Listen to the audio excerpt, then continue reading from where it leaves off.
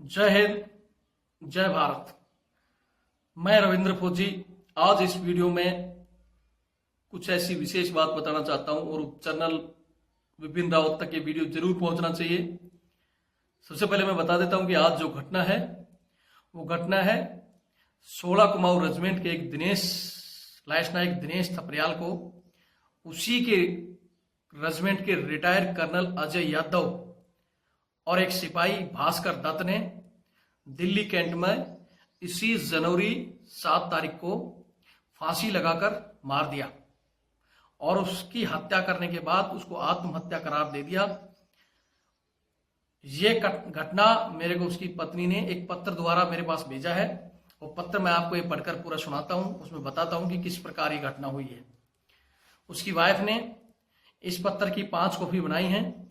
एक कॉपी राष्ट्रपति के पास, दूसरी प्रधानमंत्री जी के पास, तीसरी रक्षा मंत्रालय के पास, चौथी हमारे जनरल विपिन रावत जी के पास और 5वीं रविंद्र फौजी यानी मेरे पास। अब आपको सबसे पहले मैं ये लेटर पढ़कर सुनाता हूं। ये लेटर सुनना, उसके बाद कुछ एक पॉइंट में बताऊंगा, उनको जरूर ध्यान से सुनना। सबसे पहले ये लेटर सेवा में सविनय निवेदन इस प्रकार है कि मेरे पति लांस नायक दिनेश फर्तियाल, जो कि सेना की कुमाऊं रेजिमेंट के 16वीं बटालियन में पिछले 16 साल से अधिक वर्षों से कार्यरत थे, उनकी 7/1/2018 को दिल्ली कैंट में विषम परिस्थितियों में हत्या कर दी गई एवं उसे आत्महत्या करार दे दिया गया। मेरे पति की रेजिमेंट जो कि द्रास सेक्टर में तैनात है और उन्हें सेवानिवृत्त कर्नल अजय यादव के गृह संबंधी कार्यों के लिए दिल्ली कैंट में स्थित उनके आवास पर सेवादार के रूप में भेजा गया था, जबकि वहां पर पहले से ही एक सेवादार भास्कर दत्त, जो कि 16 कुमाऊं का ही है, पिछले 12 वर्षों से कार्यरत है।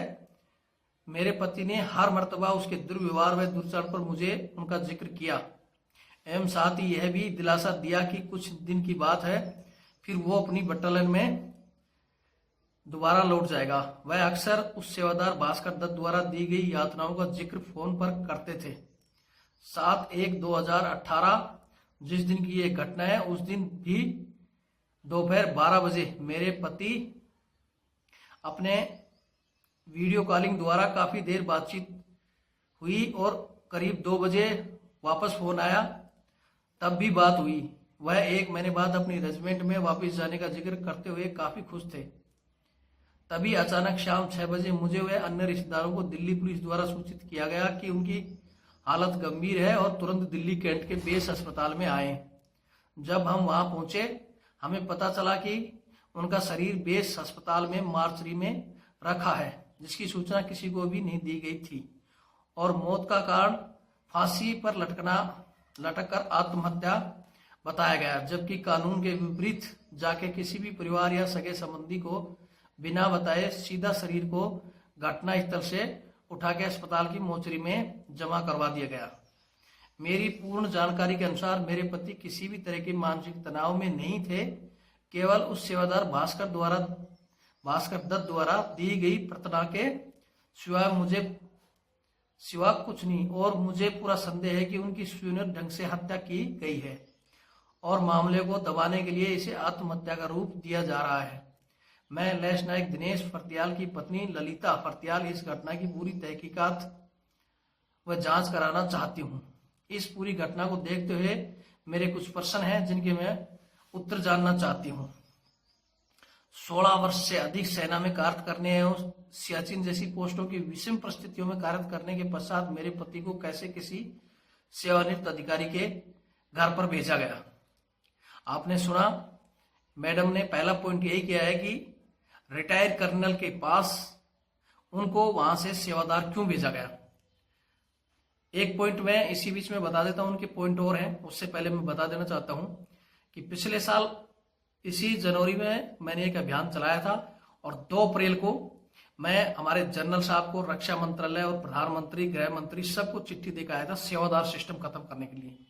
तब हमारे जनरल विपिन रावत साहब ने कहा था कि मैं बहुत जल्द सेवादार सिस्टम खत्म कर दूंगा। दिसंबर में उन्होंने कहा था सिविल भर्ती करेंगे और ये सिस्टम खत्म कर देंगे। आज तक ये सिस्टम खत्म नहीं हुआ और यहां तक कि इस पत्र से ये जारी हो रहा है कि जो सेवादार मतलब रिटायर्ड सेवानिवृत्त कर्नल है, कोई जर्नल है, उनके पास आज भी रेजिमेंटों से बंदे हैं, एक एक दो दो बंदे। तो मैं विपिन रावत साहब से पूछना चाहता हूं, जो आपने वादा किया था कि इस तरह के आप सेवादार हटाएंगे, आपने नहीं हटाए और अभी भी सेवादार हो रहे हैं। मैं अपने जवान भाइयों से भी कहना चाहता हूं, जो बार बार मेरे से पूछते हैं कि सेवादार अभी भी जा रहे हैं, क्या होगा, क्यों, कब खत्म होगा? खत्म जब होगा जब आप लोग जगोगे। जगोगे नहीं तो इसी तरह जैसे ये मैडम ने जो लिखा है कि इनके पति को मार दिया, ऐसी घटनाएं घटती रहेंगी। आप लोग जगते नहीं हो। मैं बार बार आप लोगों को बता रहा हूं, ये चैनल मैंने इसी वजह से बनाया है कि हमारी एक कम्युनिटी और ताकत दिखाई जाए। मेरे को पता है सर्विस के दौरान आप मुंह नहीं खोल सकते हो, हर जगह बंधे हुए हो, कानून से भी और देश से भी। तो आपको कुछ नहीं करना, इस चैनल से जुड़ सकते हो। तुम लाखों कॉमेडी के, लाखों कोई लड़कियों के ऐसे चैनल सब्सक्राइब करके रखते हो। तो मैं कहना चाहता हूं, अगर जगना है और जवानों को इंसाफ दिलाना है तो इस चैनल से जुड़ो। मैंने अभी तक किसी को कहा नहीं, लेकिन कहता हूं कि चैनल से जुड़ो, सब्सक्राइब करो, इसको शेयर और लाइक करो। अरे आपके ये करने से कुछ नहीं, सिर्फ इतना होगा कि उनको दिखाई देगा कि इतने लोग इसकी बात सुन रहे हैं और एक कम्युनिटी बनाना चाहते हैं हम, एक संगठन जिसको दिखाई दे कि हाँ ये मजबूत संगठन है और हमारी बात इनको सुननी पड़ेगी। तो आप लोगों को फिर कहता हूं, पहली बार मैं कह रहा हूं कि शेयर भी करो और जुड़ो इससे, और अपने कमेंट्स से बताओ। जो ऑन ड्यूटी हो वो कुछ नहीं, ऑन ड्यूटी सिर्फ अगर इसको एक एक बार, जो मैं इसमें वीडियो वगैरह डालता हूं, आप लोग एक एक बार उसको देख भी लोगे, लाइक भी नहीं कर सकते, देखते भी रहोगे तो उनको पता चलता है कि इतने लोगों के पास ये बातें पहुंची है। बदलाव तभी होता है जब संगठन मजबूत हो या उसमें लोग जुड़े हों। तो जुड़ो, उसमें आपको कोई कुछ नहीं कह सकता कि आप क्यों जुड़े हो। सीधा ईमेल से आपको यूट्यूब पर जाना है, रविंद्र फौजी, आप वहां से टाइप करोगे, रविंद्र फौजी टाइप करते ही ये चैनल आ जाएगा, रविंद्र फौजी एक्स आर्मी आरटीएफ के नाम से, और इसको सब्सक्राइब करना है। जिनको नहीं पता है, जो लोग जानते हैं बताओ। अरे दुनिया भर के चैनल देखते हो, लाल बटन है, सिर्फ उसको दबाना है और वो घंटी का निशान दबाओगे। जो मैं सारी मेरी जानकारी सूचनाएं सब आप तक पहुंचते रहेंगे, ताकि जब भी हम कोई आंदोलन करें या ऐसे कोई ज्ञापन सोचे तो हमारे पास बंदे पहुंच सके और इनको लगे कि हाँ इनके पास कम्युनिटी है। ये मैंने अपने दिल की भड़ास थी जो कह दी, अभी आगे और इस लेडीज का वो सुन लो। दूसरा उसने जो पॉइंट दिया है, किसी नियम के तहत किसी भी सेवारत अधिकारी को उसकी सैन्य सेवा के समर्पित के पश्चात 2 सेवादार मुहैया करा किस हिसाब से कराए जा रहे थे? क्यों बिना किसी परिवार को सूचित किए घटना स्थल से शरीर को किसी प्राथमिक जांच के बिना ही सीधा मोर्चरी में जमा करा दिया गया? चौथा सवाल, क्यों बिना किसी जांच से पहले सेवादार भास्कर दत्त को वापस उसकी पलटन में बुला लिया गया, जबकि वह इस घटनाक्रम का संदिग्ध था? मैं आपसे निवेदन करना चाहती हूं कि आप किसी भी उच्च स्तरीय जांच करवाइए, आरोपियों को कड़ी से कड़ी सजा दिलाए और मुझे इंसाफ दिलाए। इसी आशा के साथ Shrimati Lalita Phartiyal, wife of late lance Naik Dinesh Phartiyal, 16 Kumaon regiment. तो ये उसने भेजा है, इसकी कॉपी मेरे पास भी आई हुई है, प्रधानमंत्री जी के पास भी गई है, रक्षा मंत्री जी के पास भी गई है, सेना अध्यक्ष के पास भी गई है, राष्ट्रपति जी सबके पास गई है, लेकिन कोई नहीं, जब तक आप आवाज नहीं उठाओगे, जब तक आप बोलोगे नहीं, कोई नहीं सुनेगा। तो मैं हाथ जोड़कर रिक्वेस्ट करता हूं कि जितना हो सके इसको शेयर करो, एक कम्युनिटी से जुड़ो। इतने पढ़े लिखे यार, आज अब पहले होता था हमारे जवान भाई अनपढ़ होते थे, किसी भी कानून में या उनको झूठे दबाव में वो लाते थे, हेड साहब 2-4 पन्ने पलटे, बोले साहब इसको ये सजा होगी, वो होगी, इसका पेमेंट काट दो, और वो डर के बेचारे नौकरी कर ले। आज आप लोग पढ़े हुए, तो अगर नहीं कुछ आता है, कानून के अपने आर्मी की जो बुक है, रेड बुक है, उसमें सारे कानून लिखे हुए हैं। कभी कभी जब बैठते हो नेट वगैरह पे, उसको पढ़ लिया करो।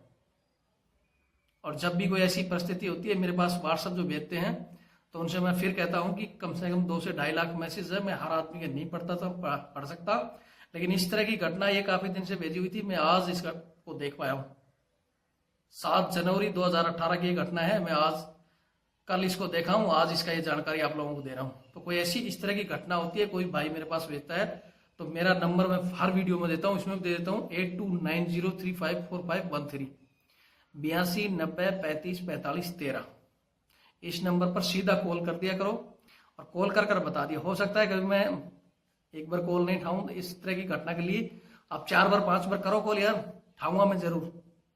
रात को मैं 11-12 बजे बाद में जरूर स्विच ऑफ कर देता हूं इस नंबर को, बाकी 24 घंटे ये फोन नंबर चलता रहता है। जब भी किसी की भी कोई समस्या आती है इस प्रकार की, तो बताओ, सेवादारी सिस्टम के लिए किसी में आर्मी को पहले लेटर दिया था, उसमें कहा गया था कि पहले ये तो मानते नहीं कि सेवादार तो हमारे यहाँ होता ही नहीं है। उसके बाद फिर जनरल साहब ने माना था और कहा था कि दिसंबर में, लेकिन दिसंबर चला गया, आज मार्च आ रही है। जनरल साहब आपसे भी कहना चाहता हूं, कब बंद करोगे आप? छोड़ दो जवानों को सताना और जवानों के साथ इस तरह की घटनाएं करना। और प्रधानमंत्री जी से, रक्षा मंत्री जी से कहना चाहता हूं कि इस ओर भी ध्यान दे दें। ये देश का पहला स्तंभ है सैन्य शक्ति। इसको मजबूत बनाने के लिए जो इसके अंग्रेजों के कानून का एक फायदा उठाकर ये देश को भी लूट रहे अधिकारी। जैसे अभी कुछ दिन पहले देखा था, बीएसएफ का 98 करोड़ रुपए के साथ 3 बक्से भरे हुए पुराने नोट मिले थे। इन अधिकारियों की संपत्ति अगर आप चेक कराओगे, पता नहीं कितने लाखों करोड़ों रुपए ले लेके बैठे हैं अभी। उस समय नोटबंदी में मेरे पास काफी फोन आए थे, लेकिन मैं छोटी मोटी चीजों को इग्नोर कर गया कि ये लोग सीएसडी में या सैनिकों को दे देगा, पता नहीं कितने नोट इन्होंने जमा कराए इधर उधर। तो जो भी मैं अपने सेना के अधिकारियों से भी कहना चाहता हूं, आप कुछ भी करो लेकिन जवानों को तंग करना छोड़ दो। सेवादारी का आपको पेमेंट मिलता है, सिविल सर्वेंट रखो। ये नाटकबाजी जो हमारे उस कहे थे कि हमारी सिक्योरिटी लूज हो जाएगी, ये ढोंग पाना छोड़ दो आप। जवानों की आड़ में ही जब कोई काम आता है तो जवानों की आड़ ले लेते हो, और जब जवानों को दबाना आता है तो कानून की आड़ ले लेते हो। नाटक छोड़ दो। कोई भी अधिकार नहीं कह सकता। मैं आज फिर कह रहा हूं इस वीडियो में, मेरे नंबर पर भेजो, सबूत दो कि कौन आपको सेवादारी यूज कर रहा है। आपको किसी भी जवान को सेवादारी की ड्यूटी लागू नहीं है। अभी भी बहुत बार फोन आते हैं अफसरों के, जवानों के फोन आते हैं कि हमारे से तंग कर रहे हैं, किसी को सजा दी जा रही है, सुधर जाओ। ज्यादा दिन नहीं चलता, कोई भी अन्याय होता है। अंग्रेज चले गए, जिनका बोलते थे सूरज नहीं डूबता, तो तुम्हें भी सुधरना होगा, बशर्ते कि आप राजी राजी सुधर जाओ, या फिर किसी को भगत सिंह या सुखदेव राजगुरु तो बनना ही होगा। तो आज का वीडियो खास इसी के लिए था, उस जवान को न्याय मिलना चाहिए जिसकी हत्या हुई है। बाकी समय समय पर मैं इस चैनल में हर एक चीजें और जो भी आने वाले प्रोग्राम में बताता रहूंगा। तब तक के लिए जय हिंद, जय भारत, वंदे मातरम।